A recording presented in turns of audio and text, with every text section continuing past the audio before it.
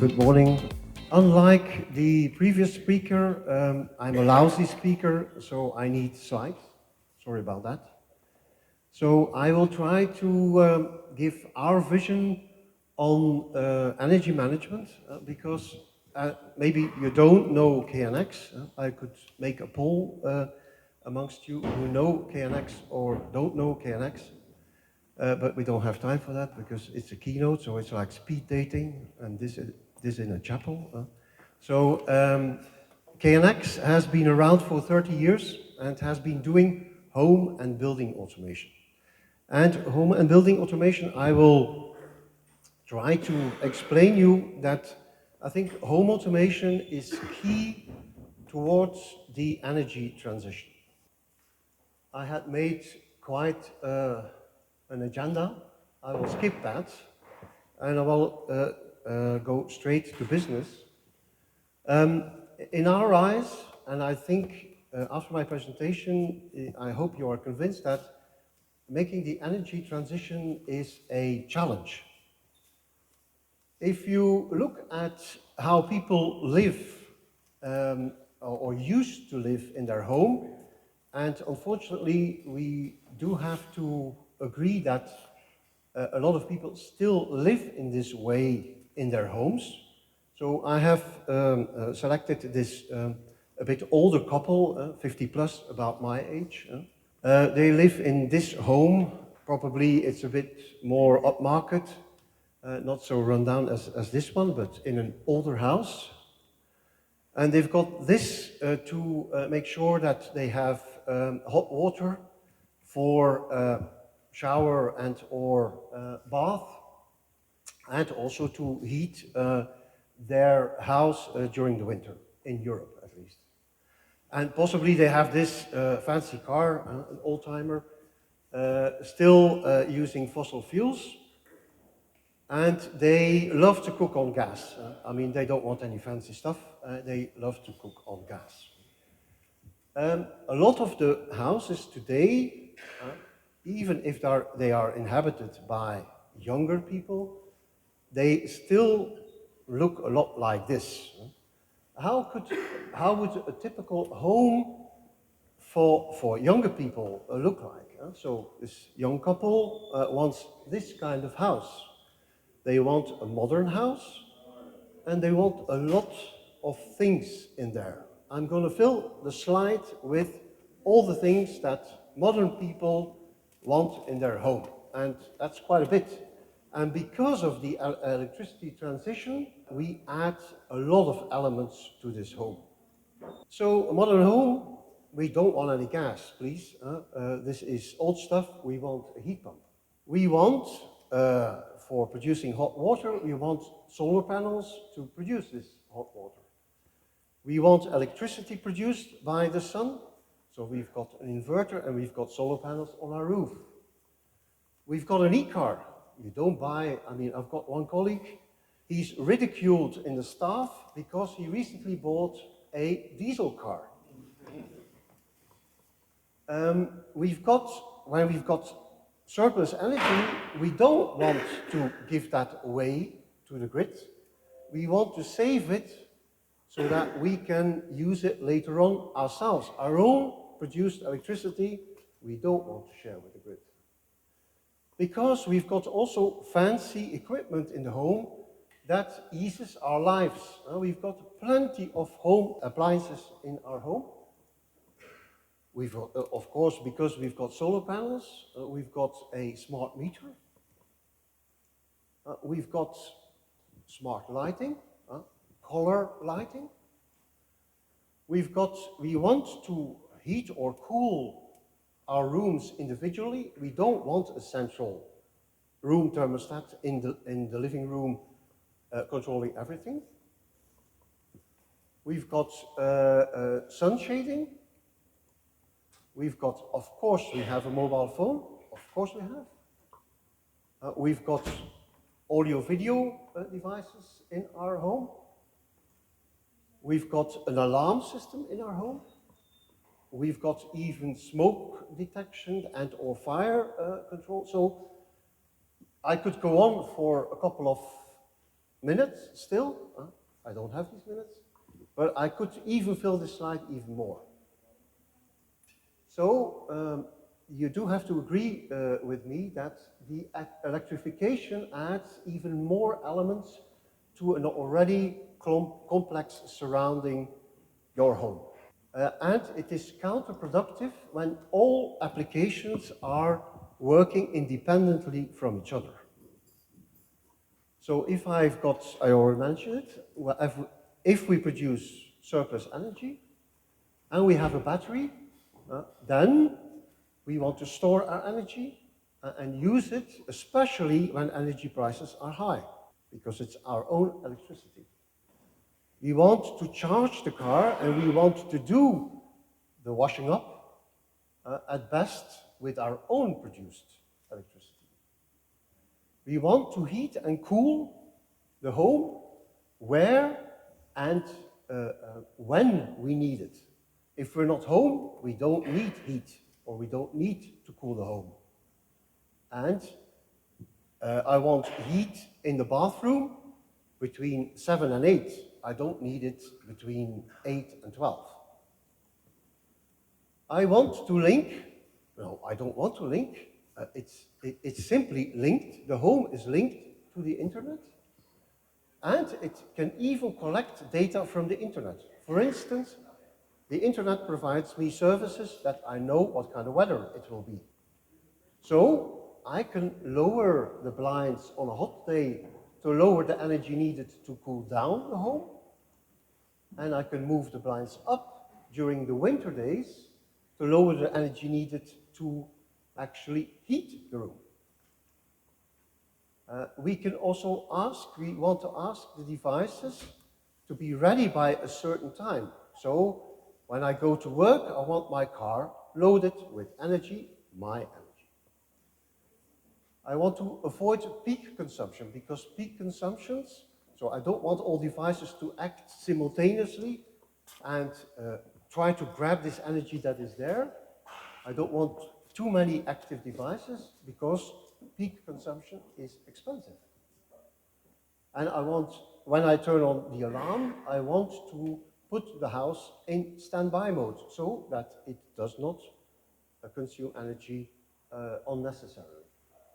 And of course, we've got this phone in our pockets. We want this information about our home. We want on our phone at all times. We want to know what is happening in the home. And I want, with my phone, to be able to even control my home, even remotely. And when I'm at home, I've got this Alexa speaker. So with my voice, I want to even switch on the light or do, cause other actions. So I think you agree with me that all applications need to be connected to a single network in the home. It must be possible to communicate between these devices, both wired as well as wireless. And we want the network to be secured. We don't want any hacker via the internet or when he's close to the home. We don't want him tampering around with our installation. And also our energy suppliers, they don't want that we go and fiddle around with the smart meter, but the data that is sent by the smart meter should be not falsified. So the network needs to be as much as possible standardized because all of these manufacturers, they want to connect to our home network. And the communication protocol they use, these devices, should also be standardized because we don't want one device speaking English and the other French and the other Dutch. And what is important for manufacturers is they need to be able to use off-the-shelf components. They don't want any fancy, exotic chips. They want chips that are abundantly out there. Take into account the chip shortages that we experienced in the last years. So they want chips that are out there, and there are a lot of them. And the data that these devices send must be well aligned with each other. Because if it's not well aligned, then this will lead to chaos, actually, in the home, where devices do not understand each other anymore. So we need to make regulations so that the data is also well standardized. If we look at the current market situation, if we look at you as customers, you are confronted with a multitude of different solutions on the market. Products that use different networking technologies. Products that use different communication protocols. And you are given the impression by some of the providers that you've got this phone in your pocket, this phone will solve all your problems.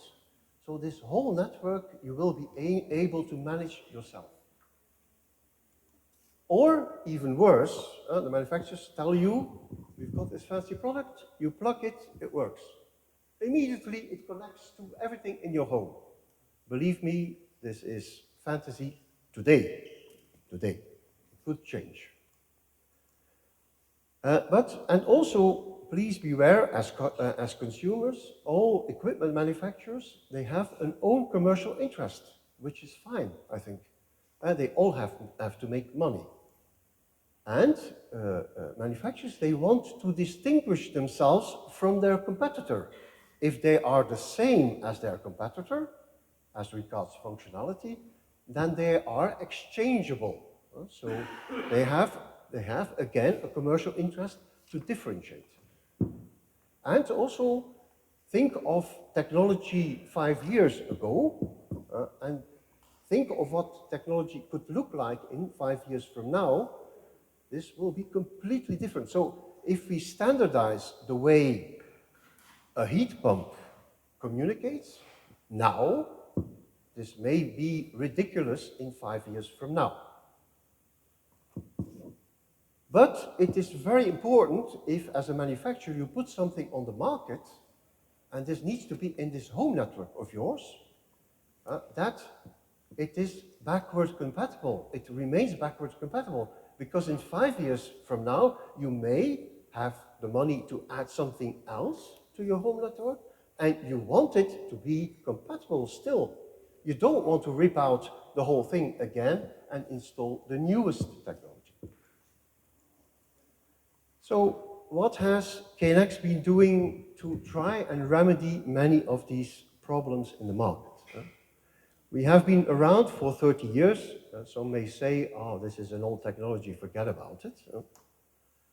But we have standardized the technology. We have standardized it in Europe, in China, and even worldwide. The number of the standard is given there. We always have said from the day one, we want backwards compatibility. I've got products in my home that date back from the 90s. They still work, by the way. And they are backward compatible to the newest things I integrate in my home. We allow wired and wireless communication. True, this is a known development, yes. But we also provide IPv4 and IPv6 communication because modern networks will be IP-driven.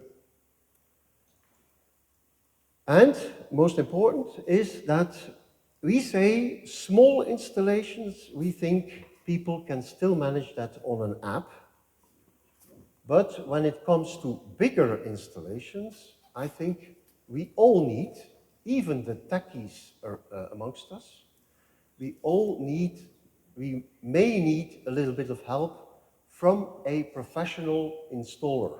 And we have built a network of people who know how to handle our system. And complex installations are done with one single tool. So we have one PC tool that can be used by all these electricians or system integrators. And we give, also very important, we give the manufacturer the possibility to add functionality to his devices to differentiate. But we impose that this functionality uses also standardized data to communicate. So he may like we have a sort of a Lego block approach. The Legos are standardized, but what he makes out of that is up to him to decide. Because we have an electrician or an integrator that can link these functions together. Okay, one more slide. I want to also indicate that KNX has been active in international standardization, and we have worked together with Senelec TC205. Senelec TC205 is a technical committee dealing with the topic of home and building automation and has focused on energy management applications. They have made a standard, so we helped to shape the standard, the EN 50491-12. This is a standard that is a European standard that provides a possibility to abstract control types needed for different devices in a home or a building. There are 5 control types standardized, and the idea is that at least these control types, or the data that is exchanged, is standardized. Whether you use that with KNX or with another protocol is left open. But this standard is also being converted as we speak to an international standard in ICSC 23K.